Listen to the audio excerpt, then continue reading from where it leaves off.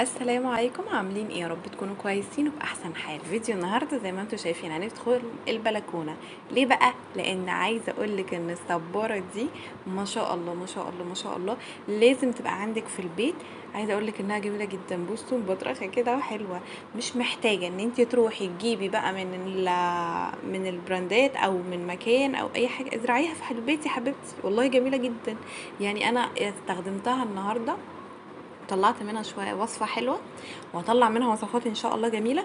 بس لازم كل بيوتنا يبقى فيها الصباره دي، ما يبقاش فيها ليه يعني. هوريكم بقى النهارده هنعمل منها وصفه جامده جدا. انا بقيت مبسوطه منها جدا على فكره. حته ان انت يبقى عندك صبار طبيعي في البيت وتاخدي منه كل يوم، هيقولك الشعر بقى والبشره ووصفات كتير كتير. يعني انت مش محتاجه ان انت تشتري اي حاجه من بره يقولك ده صبار وكده. المنتجات اللي احنا عارفينها بيبقى طبعا عليها اضافات، او بيبقى اصلا هي مش صبار من اصلا. فانا حبيت ان انا اعمل الصبار بقى، فدخلت لكم كده على الجنينه. هي ما فيهاش غير الصبار بس، ان شاء الله هنملاها الفتره اللي جايه. عاملاها كده حاجات، كل حاجه بقى بنستخدمها كده ومفيده لينا. تمام تمام يا قمر. وعلى فكرة نبات الصبار ده نبات غلبان جدا، مش محتاج منك اي مجهود ولا اي تعب. انت هتسقيه بشوية مية وبس، وسيبيه بقى في الشمس بقى في الضلة زي ما تسيبيه. المهم ان هو انت تسقيه، وفي نفس الوقت ايه، لو سبتيه يومين او نسيتيه مش هيقولك لا. عايش معاكي الراجل صبور صبار.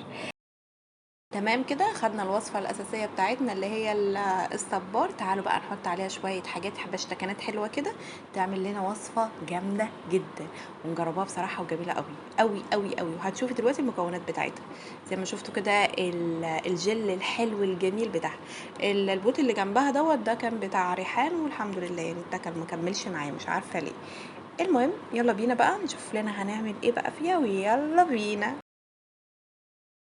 بصوا بقى يا حلوين، اول حاجه هجيبها هو ان انا همسك قطعه الصباره كده، هحطها على وشها زي ما انا بشاور لكم كده، هوقفها بحيث انها فيها سائل احمر، بيبقى ايه ده المراره بتاعتها، لازم تتخلصي منها. انا طبعا حطيتها شويه حلوين كده في الطبق زي ما انتم شايفين كده، وقفتها بحيث انها تنزل كل المراره. هي نزلت يا دوبك الحته دي، انا ما صبرتش عليها. تمام ماشي. المهم القطعه الصغيره دي كانت بنتي حابه ان هي تجرب، وراحت ايه قطعه الجزء اللي من فوق وسابت الجزء ده. اسيبه في حاله؟ لا طبعا، رحت جايباه. يعني هي ما شاء الله الحته الجزء الاولاني اللي من تحت ناحيه الزرعه، هو دي اللي بتبقى مليانه، فهسيبها ارميها يعني؟ لا، نستفيد منها. المهم مسكتها قطعتها كده بالمقص، الحتت اللي في الجناب دي اللي هي كلها شوك مش عايزينها، وابتدي بقى ايه افتحها حتتين. عايزه اقولك انها ما شاء الله يعني، اي نعم هي رفيعه في الاخر، في صبارات بتبقى اكبر منها، بس ما شاء الله مليانه زي ما انتم شايفين كده. الجل تحسيها الجل. في بقى تركه حلوه قوي، لو انت حابه ان انت تعملي شعرك كيرلي، تروحي جايبه الجل وعاملاه على الشعر على الناشف كده، وتسيبي بقى شعرك ايه تلفيه، هتبصي تلاقي شعرك ما شاء الله بقى كيرلي، وفي نفس الوقت ايه مترطب وهادي كده، مش ناشف. تمام، فدي حته حلوه قوي للكيرلي. المهم انا النهارده هعملها وصفه للشعر. انت حابه ان انت تعمليها وصفه للبشره، هتجيبي الصباره نفسها وتروحي حطها على بشرتك ولحد ما تنشف. هتبصي تلاقي الفوائد بتاعه الصبار كلها امتصتها البشره، وفي نفس الوقت انت ايه عملتي روتين خفيف بسيط، مش محتاج منك اي حاجه. طبعا تفتيح بقى ما اقولكيش،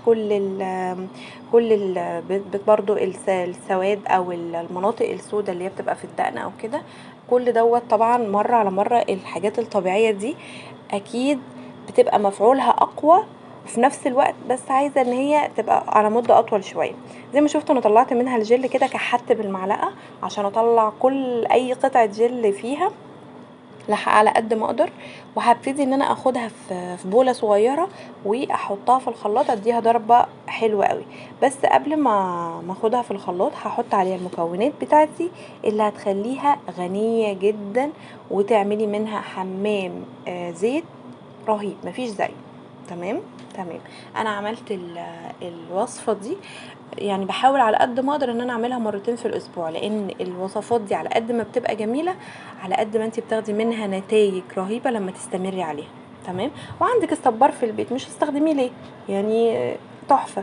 انا هنا وانا بتكلم معاكم انا حطيت على ايدي وحطيت على وشي، وهسيبها تنشف اخد فوائدها قبل ما ترميها، يعني جبنا اخرها بمعنى اصح. تمام تمام. انا كده حطيتها في الخلاط، ضربتها ضربه حلوه، يعني القطعتين الصبار دي جابوا معايا الكميه دي. تمام. ده الجل طلع منها، ضربتها ضربه في الخلاط. هبتدي احط عليها بقى المكونات بتاعتي اللي هي ايه، اللي هي زيت سيسا الهندي. زيت سيسا الهندي عايزه اقول لكم ما شاء الله ما شاء الله اللهم بارك.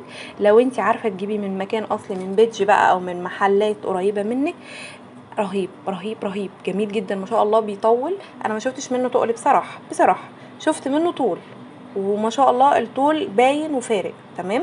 هحط عليه كمان زيت خردل وزيت سمسم و كان ايه زيت التالت، المهم هنشوف مع بعض دلوقتي. خردل وسمسم وجرجير. تمام تمام. بصي بقى، الزيت سيسا عايزه تعرفي، لو انت ما شفتيش الفيديو اللي فات اتمنى ان انت تشوفيه، بس دلوقتي حاليا كده لو انت عايزه تعرفي زيت سيسا الاصلي من اللي مش اصلي، هتحطيه في التلاجة ساعه بقى ساعتين، لو جمد يبقى الاصلي، ما جمدش خلاص يبقى شكرا دوت مش الاصلي وملوش لازمه.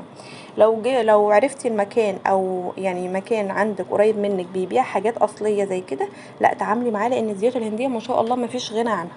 بس انا بحب احط الزيوت كده زياده من عندي عشان تديني فعاليه اكتر. تمام تمام.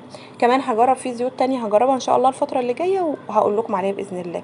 كده انا عندي الخلطه بتاعتي، هبتدي ان انا احطها في شويه ميه سخنين واعمل لها حمام، يعني زي بخار ميه كده، بحيث ان هي تسخن شويه، عشان لما تحطيها على فروه الرز ممكن تحطي، لو الازازه انا خلاص الازازه خلصت مني، فهحطها في الازازه دي وابتدي امشيها على الشعر. وانتي بتعملي كده اعملي مساج للشعر، هيبتدي مع سخونيه الزيت والحمام الزيت والتدليك بتاعك، هتبصي تلاقي ان شاء الله باذن الله كل فتره كده، لا شعرك بيطول بسرعه، في طول. بصوا انا مش عايزه اسيب حته، هتلاقي فيه طول في نفس الوقت ايه، هتلاقي النتيجه اللي انت عايزاها اسرع.